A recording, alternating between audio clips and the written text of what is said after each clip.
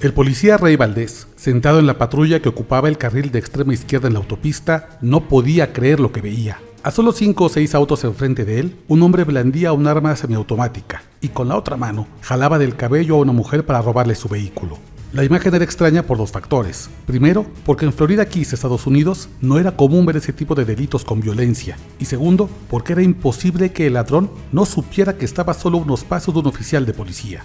Rey Valdés, ahora uniformado en retiro, narra esa escena en primera persona en un blog titulado Los inusuales retos que enfrentan los policías durante un huracán.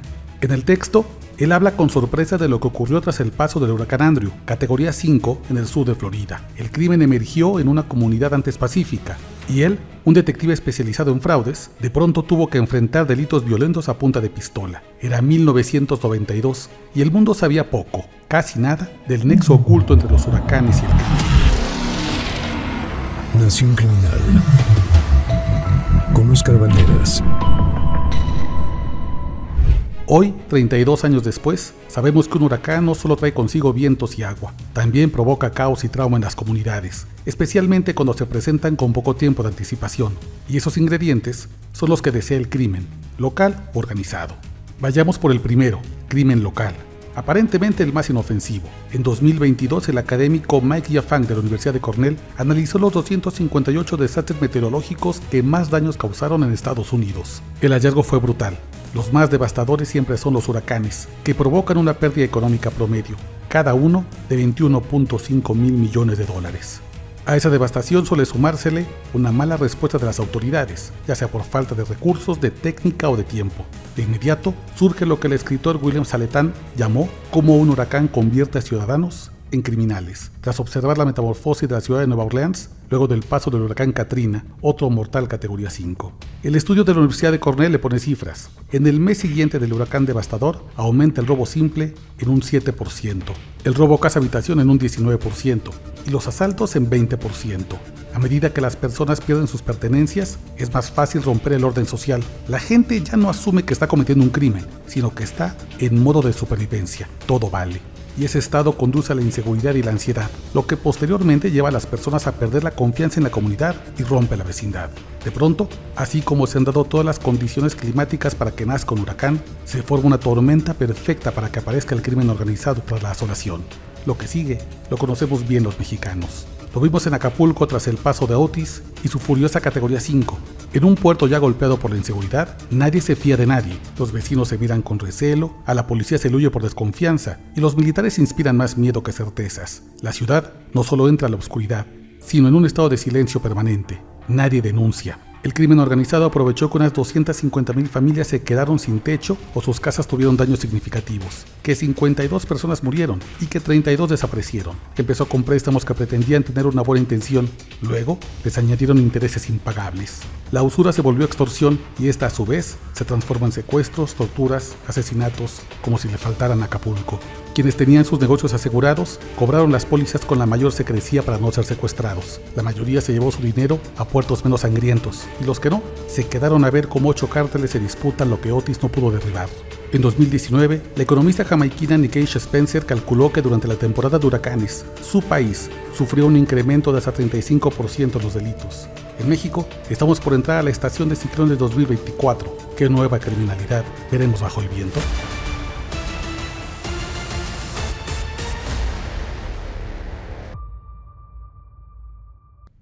Pues estamos viendo nuestra primer tormenta tropical en el año. Se calcula que va a haber 9 meteoros.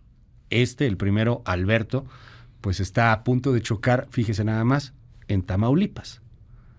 Y Tamaulipas es esta tierra de crimen organizado en la cual desde hace mucho tiempo el gobierno de a de veras pues es el de los narcos, es el de los malandros. Y operan, como ya lo vimos cuando Otis, cuando ya lo vimos cuando otras tragedias, y operan aprovechándose justamente también de estos desastres naturales. Óscar Valderas, es un honor tenerte aquí en este espacio, aprender de ti, una inspiración, querido hermano. ¿Cómo estás? Hermano, qué gusto verte. El gusto es mío, qué gusto verte. Cuéntanos un poco más de este tema. Me pareció muy interesante justo porque pues, comenzamos a hablar de Alberto, esta tormenta tropical que esperemos no se convierta en huracán. Vamos a ver cómo se comporta en las siguientes horas. Pero ahora que empieza la temporada de huracanes, me parecía interesante hablar de este fenómeno que realmente es un vínculo oculto, pero que además para los académicos está muy claro. Hay una relación entre desastres naturales y crimen, pero marcadamente el de los huracanes. Crean las condiciones, así como se tienen que crear condiciones meteorológicas muy particulares, corrientes de aire fría con aire caliente, ciertas humedades, unas condiciones que le llaman la tormenta perfecta para que se forme un huracán, peor aún un categoría 5 y llegue a tocar tierra. Así también se configuran las condiciones para que el crimen organizado opere una vez que un huracán, un ciclón toca tierra, ¿no? Y me parecía muy interesante cómo va degradando el huracán a las sociedades. Se crea el caos evidente, viene una mala respuesta a las autoridades, la gente entra en una especie de modo de supervivencia, necesito comer, necesito procurar mi casa, si fui desalojado necesito volver por mis bienes para que nadie se los robe. Viene un incremento interesante de crímenes que tienen que ver con crímenes patrimoniales, robo a casa habitación, saqueos. Y una vez que se generan esas condiciones, el crimen organizado puede entrar perfectamente, incluso en una sociedad en la que la mayoría de sus ciudadanos viven de manera honrada. Porque cuando una vez que entraste en modo supervivencia, sí, claro, ya todo es posible. Ya desconfías del vecino, no le crees a la autoridad, ves con recelo a la policía, si ves el rondín militar, entonces mejor te haces para atrás. Se empiezan a crear, además de que le llamo zonas de oscuridad, no hay instalación eléctrica, también zonas de silencio. La gente deja de confiar y entonces nadie denuncia. Y se crean todas las condiciones para que haya no solamente trata de personas, también para que haya fraudes, extorsiones. El ejemplo más reciente es el tema de Otis, como tú bien decías.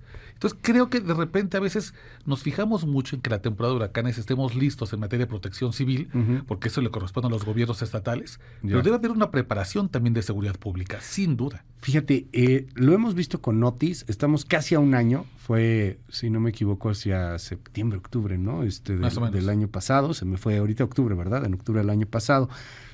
Ya vimos cómo azotó, ya vimos todo lo que hizo, ya vimos cómo el crimen organizado se movió, el narco, la maña ya en Guerrero, inclusive hasta para controlar las ayudas, para hacer saqueos de las mismas ayudas, para decir aquí van a entrar tantos víveres y estos no.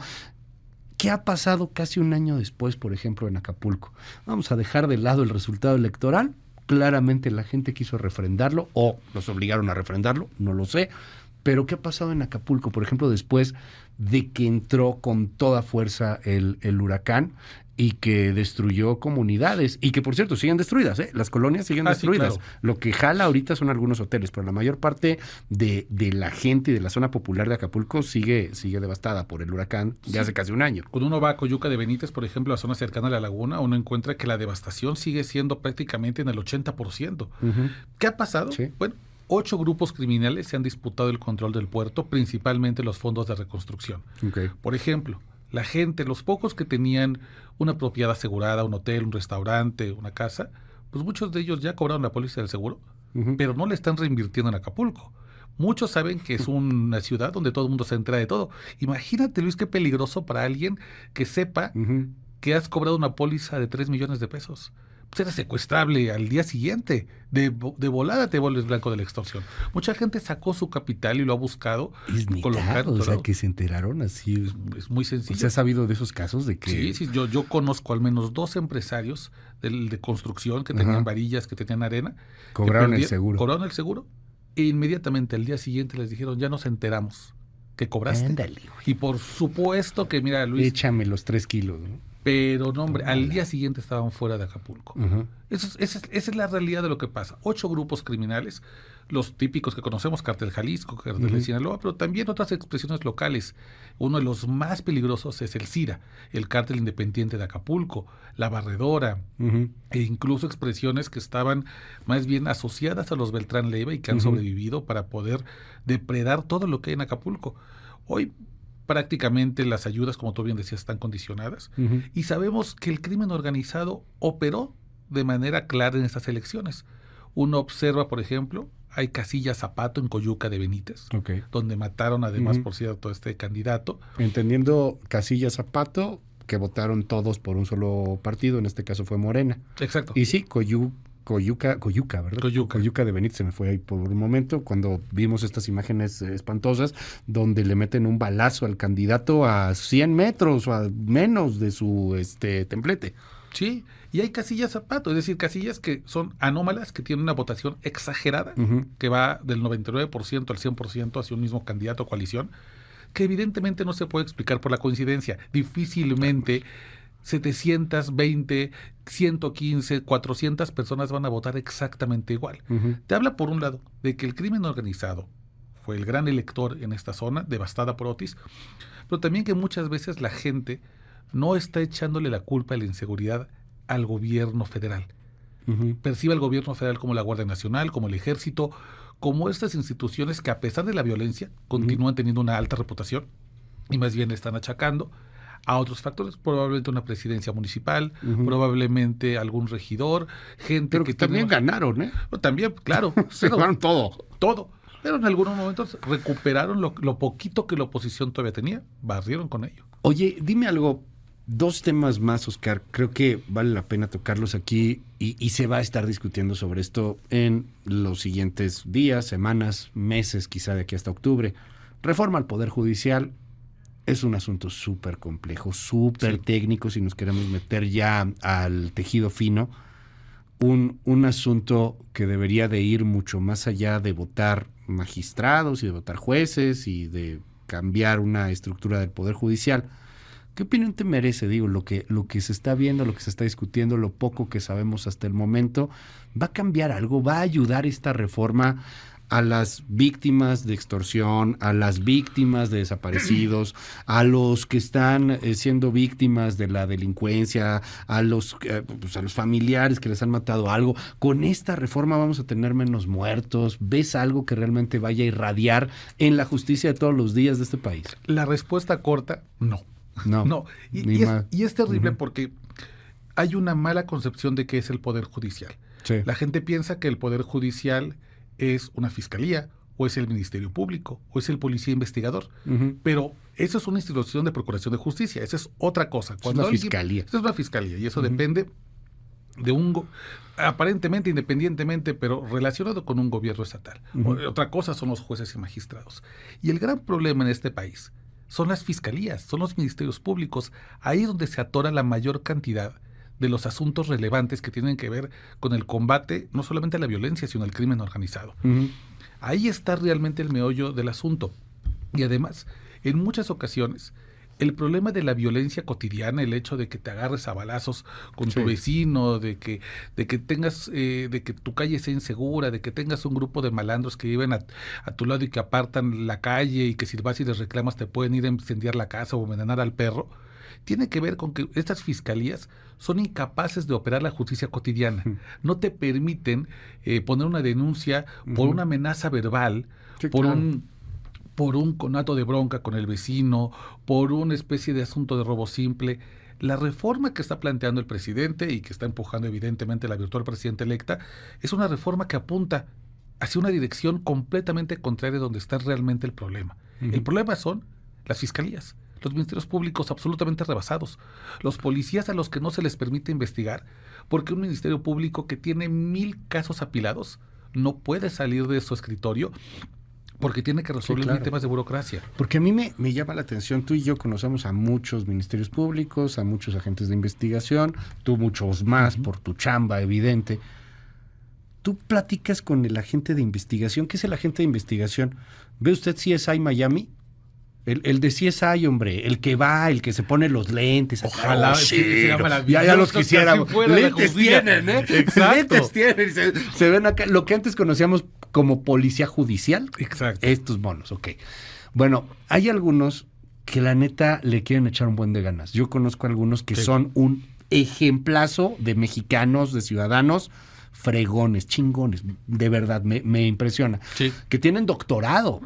O sea, que le están estudiando y que tienen doctorado, están terminando su doctorado en Derecho, que le saben a la ley, que ellos quieren ser investigadores, que les encanta, les fascina el derecho penal, que ya hasta te hablan 2 o 3 idiomas, porque sí hay de esos, que ganan bien poquito dinero, pero que además empiezan a meterse cañón a un caso y no pasa ni medio día y ya les cayeron otros 2 casos, y otros 3, y otros 4, y de repente te dicen, a ver, ¿cómo vamos a resolver este secuestro, güey?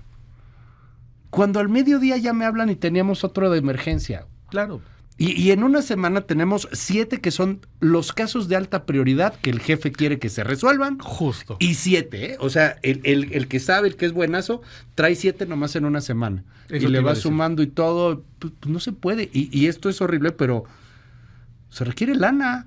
Pues tienes que contratar un buen de gente para arreglar esto. No, mira, Creo, de yo entrada. conozco muchos que llegan Ujú. con ese mismo entusiasmo y quieren imprimir una hoja y les dicen, no hay toner. Y tienen que comprar de su salario, que de por sí ya es bastante castigado, Sí. el toner, las hojas, Ujú. las plumas, la computadora la tienen que llevar ellos. Y como tú bien dices, les llega 4 o 5 asuntos y llega el asunto de una familia de escasos recursos y aunque tengan todo el deseo Ujú. de ayudar a esa madre que tiene un hijo desaparecido, que recibió una amenaza Sí. por el cobro de piso, porque está en cualquier situación de mucha angustia, es muy probable que el jefe le diga, olvídate de ese caso, ya nos llegó un caso prioritario, Ujú. ya nos llegó un VIP. Y entonces tienes que dar largas y largas y largas. Ese problema, que es un grave atorón en el sistema de justicia en Sí. México, esto no lo está resolviendo esta reforma. Esto no ni está se llegando para allá. plantea. No, ni se plantea. Yo ya me aventé el documento y Ujú. buscando no encontré una sola vez la mención de Ministerio Público. Déjame, vámonos, Oscar, para otro tema con nuestro corresponsal allá en Michoacán, Marco Antonio Duarte. Te mandamos un gran abrazo. Marco, hay paro de policías allá en Michoacán. ¿Qué está pasando? Hola, ¿qué tal, Luis? Te saludo con mucho gusto, al igual que el auditorio, y te informo que agentes de la Guardia Civil, es decir, la Policía Estatal, han tomado este día el cuartel regional del municipio de Uruapan, la segunda ciudad más importante de Michoacán, esto como parte de sus protestas para exigir al gobierno del estado el pago de un bono de riesgo por 12,000 pesos mensuales, aumento salarial, armamento y equipo. Esta toma, Luis, se suma al plantón que elementos de la corporación mantienen desde hace una semana en el libramiento sur de Morelia, la capital de Michoacán, a las afueras de las oficinas centrales de la Secretaría de Seguridad Pública Estatal.